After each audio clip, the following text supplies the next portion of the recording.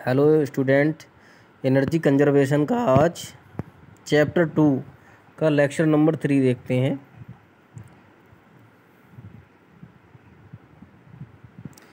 इसमें पढ़ते हैं हम ऊर्जा संरक्षण अधिनियम 2001 तथा इसकी विशेषताएं। Energy conservation act 2001 and it's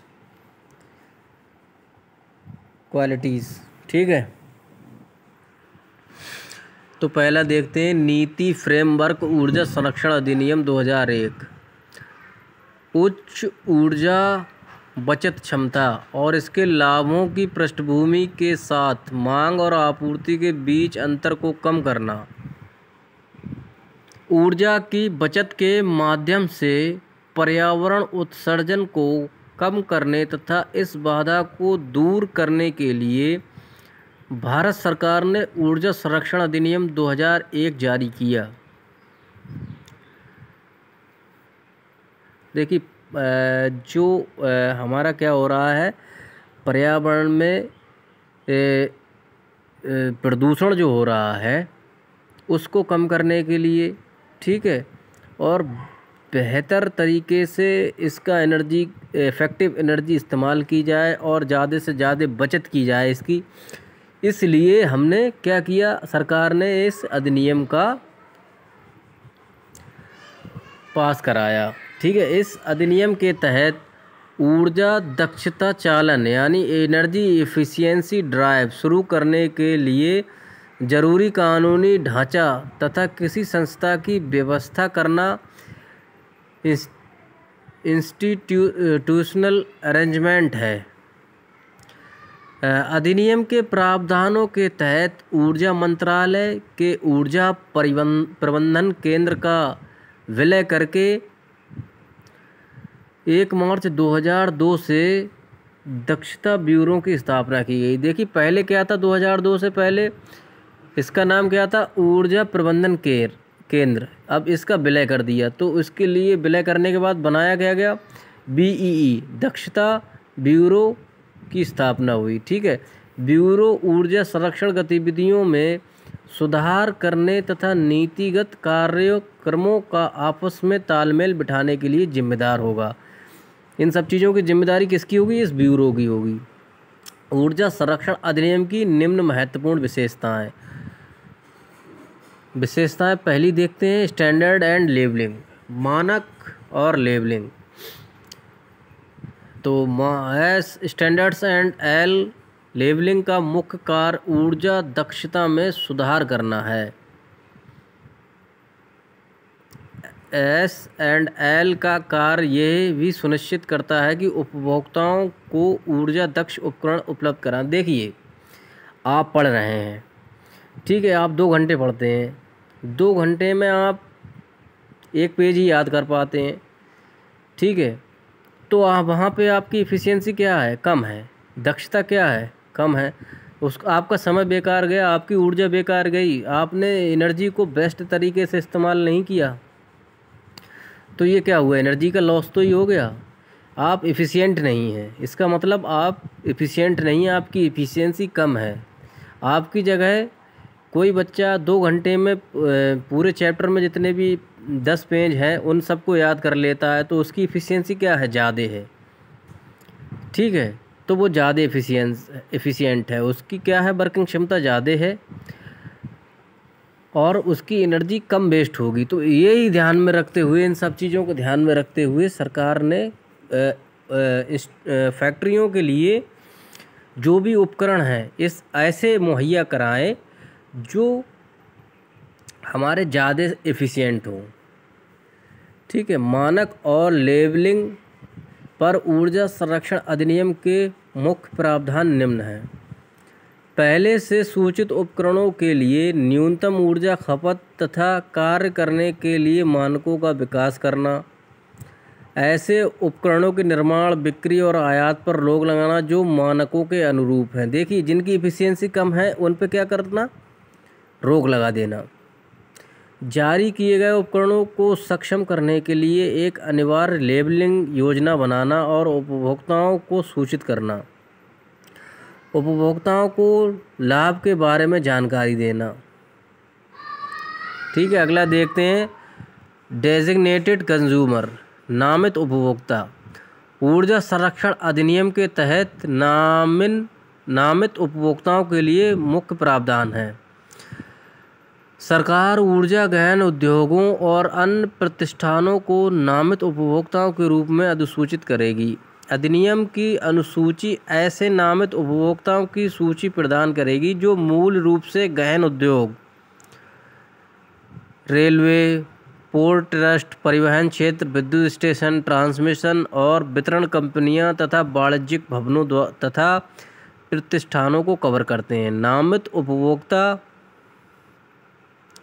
मान्यता प्राप्त ऊर्जा लेखा परीक्षक से ही संचालित एनर्जी का ऑडिट कराएगा। नामित उपभोक्ता द्वारा केवल निर्धारित योग्यता वाले ऊर्जा प्रबंधकों को नियुक्त किया जाएगा। नामित उपभोक्ता केंद्र सरकार द्वारा निर्धारित ऊर्जा खपत के मानदंडों और मानकों का पालन करेगा। देखिए, कोई भी कंज्यूमर है, कहीं पे भी अपने एक इंडस्ट्रियल सेटअप के अंदर किसी को भी रखता है, मैनेजर वगैरह को, या मतलब उसका लेखा जोखा करने वाला जो एनर्जी का लेखा जोखा करता है, तो वो मान्यता प्राप्त होना चाहिए और योग्य होना चाहिए। और क्या है, केंद्र सरकार और राज्य सरकार द्वारा जो मानदंड बनाए गए हैं उनका पालन करें। ऊर्जा प्रबंधकों का प्रमाणन तथा ऊर्जा लेखा फर्म का मान्यताकरण, certificate of energy manager and accreditation of energy auditing firms. देखते हैं इस संबंध में मुख्य गतिविधियां अधिनियम के निहित हैं। देखिए क्या गतिविधियां हैं।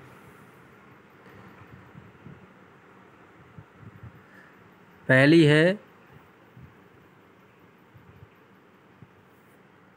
क्या है,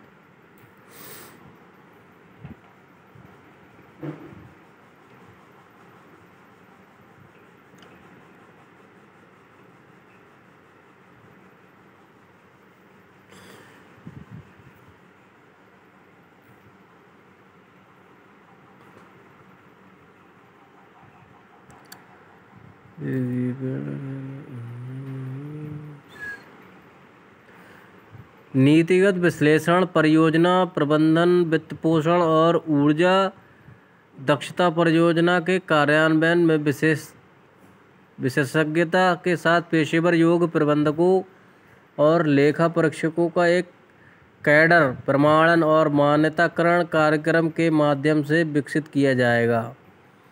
बी का कार्य ट्रेनिंग मॉड्यूल डिजाइन करना तथा ऊर्जा प्रबंधकों और ऊर्जा लेखा परीक्षकों के प्रमाणीकरण के लिए एक राष्ट्रीय स्तर का परीक्षा का आयोजन करना। एनर्जी कंजर्वेशन बिल्डिंग कोड्स पहला देखते हैं। इसके अंदर ऊर्जा संरक्षण भवन कोड पर ऊर्जा संरक्षण के मुख्य प्रावधान। बीईई ऊर्जा संरक्षण भवन code ECBC energy conservation building code के लिए दिशा निर्देश तैयार करेगा। ऊर्जा संरक्षण भवन कोड से संबंधित नियमों को अधिसूचित किए जाने के बाद वाणिज्यिक भवनों के लिए संबंधित राज्यों द्वारा स्थानीय जलवायु परिस्थितियों या अन्य कारकों के अनुरूप घोषणा की जाएगी। इसके अलावा इन इमारतों के कनेक्टेड लोड 500 किलोवाट या 600 किलोवोल्ट एम्पियर या इससे अधिक का उपयोग व्यावसायिक उद्देश्य के लिए उपयोग किए जाने को दर्शाता है। विशिष्ट नामित वाणिज्यिक भवन उपभोक्ताओं की ऊर्जा लेखा भी पूर्व लिखित होगी। सेंट्रल एनर्जी कंजर्वेशन फंड ऊर्जा दक्षता सेवाओं जैसे ठेका कंपनियों तथा ऊर्जा सेवा कंपनियों को बढ़ावा देने के लिए बड़े पैमाने पर ऊर्जा सेवा वितरण तंत्र विकसित करने के लिए केंद्र में निधि की स्थापना की जाएगी। उम्मीद की जाती है कि कुशल उपकरणों की बाजार में पैठ बढ़ाने के लिए R&D तथा समझाने पर जोर दिया जाएगा। R&D का मतलब क्या है यहाँ पर? Research and development. ये परीक्षण तथा विकास को बढ़ावा देगा तथा लोगों की जानकारी बढ़ाएगा। BEE की स्थापना ऊर्जा संरक्षण अधिनियम की स्थापना बीई द्वारा की गई। बीई की स्थापना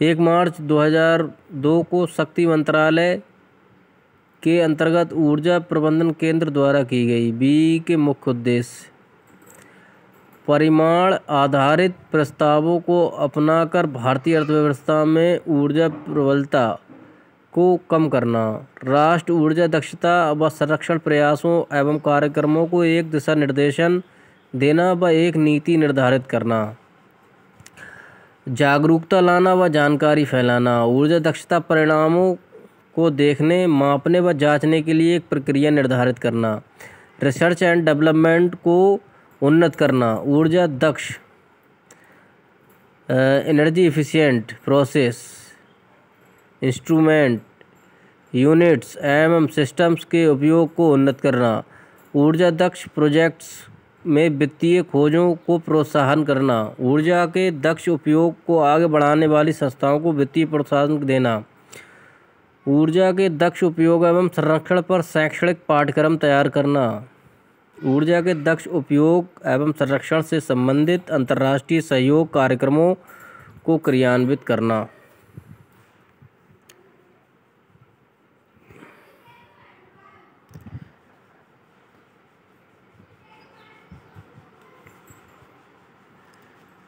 पहला है भारत सरकार में सूचित उपकरणों व साधनों के लिए ऊर्जा उपभोग मानकों को विशिष्टीकरण करना, सूचित उपकरण व साधनों पर सीधे अनिवार्य का लेबल लगाना, नामित उपभोक्ताओं के लिए ऊर्जा उपयोग नियम व मानक निर्धारित करना, ऊर्जा के दक्ष उपयोग हेतु ऊर्जा संरक्षण पाड़ कोड निर्धारित करना, नामित उपभोक्ताओं के लिए निर्देश, ऊर्जा के दक्ष उपयोग व संरक्षण के लिए अधिक ऊर्जा प्रबंधन की नियुक्ति करना, ऊर्जा खपत के संदर्भ में सूचना एकत्रित करना व उन पर कार्रवाई करना, ऊर्जा उपयोग के नियमों व मानकों का पालन करना।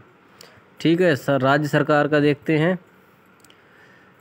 राज्य सरकार का क्या होना चाहिए? केंद्र सरकार द्वारा तैयार किए गए ऊर्जा संरक्षण भवन कोड को प्रांतीय व स्थानीय स्थितियों के अनुसार संशोधित करना, नए व्यावसायिक भवन या भवन कॉम्प्लेक्स के मालिकों को ऊर्जा संरक्षण भवन कोड के प्रावधानों को अनुपालना करने के निर्देश देना, संचरण एवं वितरण हानियों को कम करने व सह उत्पादन को प्रोत्साहित करने के लिए निर्देश देना, ऊर्जा संरक्षण के क्षेत्र में कंसल्टेंसी सेवाओं को प्रोत्साहित करना एवं उपभोक्ताओं में ऊर्जा संरक्षण हेतु जागरूकता करना। जुर्माना पेनाल्टीज अधिनियम के अंतर्गत प्रत्येक अपराध के लिए जुर्माना वित्तीय रूप से होगा, अर्थात प्रत्येक अपराध के लिए 10,000 व प्रत्येक दिन के लिए 10,000 1,000।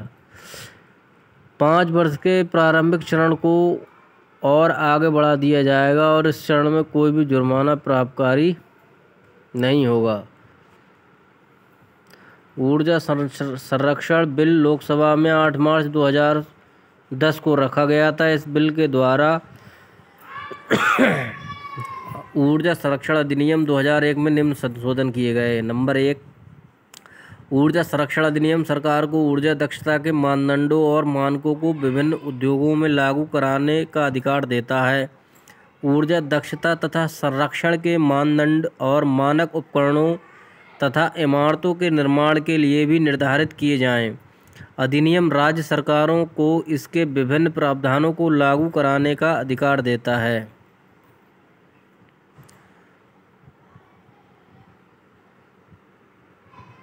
दूसरा, अधिनियम के अनुसार केंद्र सरकार के तहत ऊर्जा दक्षता ब्यूरो की स्थापना होगी तथा जिसका कार्य उद्योगों के ऊर्जा उपयोग का ऑडिट करने वाले ऑडिटरों और प्रबंधकों के लिए योग्यता और प्रमाणन प्रक्रिया के निर्देश जारी करना होगा।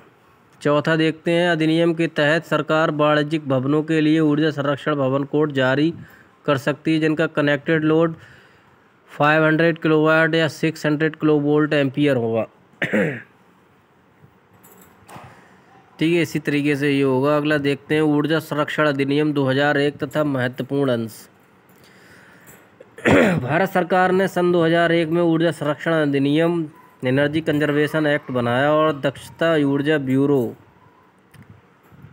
से इसे संस्थापित किया। ये दक्षता ऊर्जा ब्यूरो नियमों और कार्यनीतियों के विकास में महत्वपूर्ण सरकारी कार्य करता है। इसका प्राथमिक उद्देश्य ऊर्जा के प्रभाव को घटाना है। ऊर्जा संरक्षण अधिनियम